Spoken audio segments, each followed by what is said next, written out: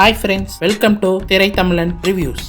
இன்னைக்கு வீடியோவில் எந்த மூவியை பற்றி பார்க்க போகிறோன்னா, ரீசெண்டாக தேட்டர்ஸில் ரிலீஸ் ஆன கரை படத்தை பற்றி தான் இன்னைக்கு மூவி ரிவ்யூவில் பார்க்க போகிறோம். இந்த படத்தில் தனுஷ், மமிதா பைஜு, கருணாஸ், KS ரவிக்குமார், MS பாஸ்கர், சுராஜ், ஜெயராம் மற்றும் பல நடிச்சிருக்காங்க. இந்த படத்தை டைரக்ட் பண்ணது போர்த்தொழில் படத்தை டைரக்ட் பண்ண விக்னேஷ் ராஜ் தான் இந்த படத்தை டைரக்ட் பண்ணியிருக்காரு. வாங்க படத்துக்குள்ள போகலாம். இந்த படத்தோட கதை என்னன்னா, ஹீரோ தனுஷ் வந்துட்டு ஒரு திருடனா இருப்பாரு. ஒரு கட்டத்தில் அவரு போலீஸ் கிட்ட மாட்டிக்குவாரு. ஒரு இடத்துல திருட போய் அதுக்கப்புறம் அங்கிருந்து தப்பிச்சு மமிதா பைஜுவை கல்யாணம் பண்ணி கொஞ்சம் நார்மலா லைஃப வாழ்ந்துட்டு இருப்பாரு. ஒரு கட்டத்துல இந்த லைஃப் அவருக்கு பிடிக்காது. ஏன்னா ரொம்ப கஷ்டப்பட்டுட்டு இருப்பாங்க, கையில காசு இல்லாம ரொம்ப கஷ்டப்பட்டுட்டு இருப்பாங்க. அதுக்கப்புறம் அவங்க ஒரு தொழில் ஆரம்பிச்சு நல்லபடியா பண்ணலாம் அப்படிங்கிற நினைக்கும் போது பேங்க்ல போய் லோன் கேட்பாங்க.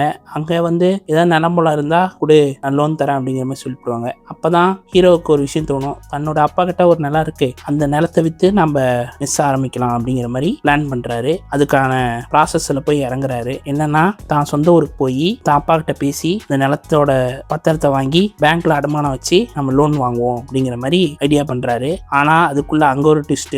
அவங்க அப்பாவை ரொம்ப நாளா பார்க்கவே இல்லை, தன்னோட தாய்மாமன் கருணாசையும் பார்க்கவே இல்லை. அவங்க ரெண்டு பேர்த்தையும் போய் சந்திக்கும் போது கருணாஸ் என்ன பண்ணிடுறாருன்னா திட்டி விட்டு அனுப்பிச்சு விட்டுறாரு. அவங்க அப்பா காணா போன பையன் கிடைச்சிட்டாங்கிற மாதிரி ரொம்ப சந்தோஷமா பையனுக்கோசரம் என்னென்ன வேணுமோ அத்தனையும் செய்யறாரு. ஆனா தனக்கு இந்த மாதிரி ஒரு பிரச்சனை இருக்கு அப்படிங்கிறத சொல்லாமையே மறைச்சிக்கிட்டே இருக்காரு. ஒரு கட்டத்துல எல்லா விஷயத்தையும் சொல்றாரு. இந்த மாதிரி உங்க நிலம் எனக்கு தேவைப்படுது, நீங்க இந்த மாதிரி வித்து எனக்கு பணம் கொடுங்க அப்படிங்கும் போதுதான் அங்க ஒரு ட்விஸ்ட் அடிக்கிறாரு அவங்க அப்பா. என்னன்னா, இந்த நிலம் பேங்க் பேர்ல இருக்கு, நான் டிராக்டர் ஒன்று வாங்கினேன், அதுக்கு ஒரு லோன் கொடுத்தாங்க, அதை கட்ட முடியாதனால இப்ப அந்த நிலத்தையே பேங்க் சூறையாடுறேன்னு சொல்லிட்டு இருக்காங்க. எல்லாத்தோட நிலமும் அப்படிதான் மாட்டிட்டு இருக்குது. இதுக்கு நான் கோர்ட்ல கேஸ் போட்டு இவங்களுக்கு ஏதோ ஒன்று பண்ணணும் அப்படிங்கிற மாதிரி பேசிட்டு இருப்பாரு. ஆனா தனுஷ் ஒரே பிடிவாதமா எனக்கு பணம் வேணும், இல்லைன்னா நான் இந்த ஊரை விட்டு போயிடுவேன், திருப்பி உங்க கண்ணிலே பட மாட்டேன் அப்படிங்கிற மாதிரி சொல்லிவிடுவாரு. ஆனா அவங்க அப்பா கொஞ்சம் உடம்பு சரியில்லாதனால கத்திக்கிட்டே, நீ போகாத, இந்த நிலமெல்லாம் நாம தான் திருப்பி வாங்கி தரணும், நீ கொடியேறு அப்படிங்கிற மாதிரி சொல்லுவாரு. ஆனா தனுஷ் கேட்காம கிளம்பி போயிருவாரு. அடுத்த நாள் தன் பொண்டாட்டியை கூட்டிக்கிட்டு அப்பாவை பார்க்க வரலாம், மன்னிப்பு கேட்கலாம் அப்படிங்கிற மாதிரி வருவாரு. ஆனா அவங்க அப்பா இவர் பேசுனதெல்லாம் தாங்க முடியாம இறந்து போயிருவாரு. இறந்து போனோடனே அவங்க அப்பா புதைக்கலாம்னு சொல்லிட்டு நிலத்துக்கு தூக்கிட்டு போறாங்க. ஆனா பேங்க்காரங்க அங்க வந்துடுறாங்க. இங்கெல்லாம் புதைக்க கூடாது, வேற எங்கேயாவது போய் புதைங்க அப்படிங்கிற மாதிரி சொல்லிட்டு சண்டை போட்டு துரத்தி விட்டுறாங்க. அதுக்கப்புறம் ஹீரோ தனுஷ் ஹாஸ்பிட்டல்ல அனாதை பணமா செட் பண்ணி ஒரு 7 நாள் வச்சிருக்காரு. அந்த 7 நாள் கேப்குள்ள தான் அப்பா கடன் பட்ட அந்த பேங்கை கொள்ளையடிச்சு தான் அப்பாவோட நிலத்தோட பத்திரத்தை மீட்கலாம் அப்படின்ற மாதிரி பிளான் பண்றாரு. அதுக்கு கொள்ளையும் அடிக்கிறாரு. ஃபர்ஸ்ட் டைம் கொஞ்சம் சொதப்பலா போயிருது, ரெண்டாவது டைம் கரெக்டா பக்காவா பிளான் பண்ணி எடுத்துறாரு. ஆனா அங்கதான் ஒரு ட்விஸ்ட்.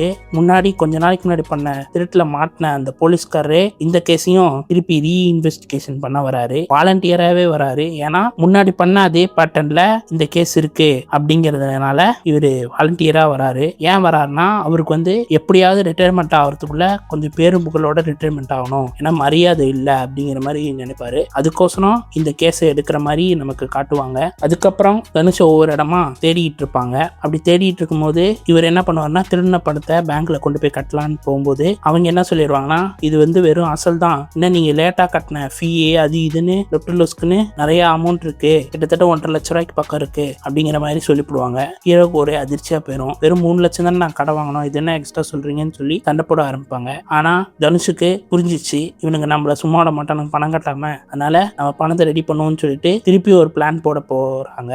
அப்பதான் ஜெயராமுக்கு தெரிய வருது, அவர் தான் அந்த பேங்குங்களோட ரீஜனல் மேனேஜரா இருப்பாரு. அவர் டைரக்டா வந்துருவாரு. தனுஷ்கிட்டயே டீலிங் பேசுவாரு. என்ன பேசுவாருன்னா, நானும் உன்ன மாதிரி ஒரு திருடன் தான், ஆனா நான் பேங்க்ல மேனேஜரா இருந்துட்டு திருடுறேன் அப்படிங்கிற மாதிரி சொல்லி, நீ எனக்கோசரம் திருடி கொடுக்கணும் அப்படிங்கிற மாதிரி சொல்லுவாரு. ஆனா தனுஷ் அதுக்கு ஒத்துக்க மாட்டாரு. அதுக்கப்புறம் ஜெயராம் என்ன பண்ணுவாருன்னா, இவரோட பேர்ல சுத்தி இருக்க பேங்க்ல ஒவ்வொரு பேங்க்லயே திருடிட்டு இருப்பாரு. இது தெரிஞ்ச தனுஷ் இவனை சும்மா விடக்கூடாது அப்படின்றதுக்கோசரம் என்ன பண்ணுவாருன்னா, ஜெயராம் திருடணும்னு நினைச்ச பேங்க் எல்லாம் ஒவ்வொன்னா சூறையாடி திருப்பி மக்கள்கிட்டயே கொடுத்துட்டு, தனக்கான பணத்தை மட்டும் எடுத்துட்டு திருப்பி மக்கள்கிட்டயே எல்லாத்தையும் பணத்தையும் கொடுத்துட்டு அவங்கள எல்லாத்தையும் பேங்க்குக்கு தன்னோட கடனை கட்டுற மாதிரி பண்ணிட்டு போயிடுவாரு. அதுக்கப்புறம் அந்த நிலமும் தனுஷுக்கு கிடைச்சிடும். கிடைச்சி அவங்க அப்பாவை நிம்மதியா புதைச்சிட்டு இருக்கும்போது தான் போலீஸ்கார் வந்து கண்டுபிடிச்சிருவாரு. கண்டுபிடிச்சி நேராக தனுஷ்கிட்டே வருவார். தனுஷ்கிட்ட வந்து என் கூட வா அப்படிங்கிற மாதிரி அடித்து இழுத்துட்டு போவார். அப்போ தான் தனுஷ் ஒரு கேள்வி கேட்பாரு, நீங்கள் லோன் வாங்கியிருக்கீங்களா அப்படின்னு கேட்கும் போது தான் அவர் வந்து நான் காருக்கு மட்டும் தான் லோன் வாங்கியிருக்கேன் அப்படின்ற மாதிரி சொல்லுவார். அப்படி சொல்லும் போது அவர் வந்து ஒரு கேள்வி கேட்பாரு, இந்த சம்பளம் இல்லைன்னா உங்களால் இந்த லோனை கட்ட முடியுமா அப்படின்னு கேட்கும்போது,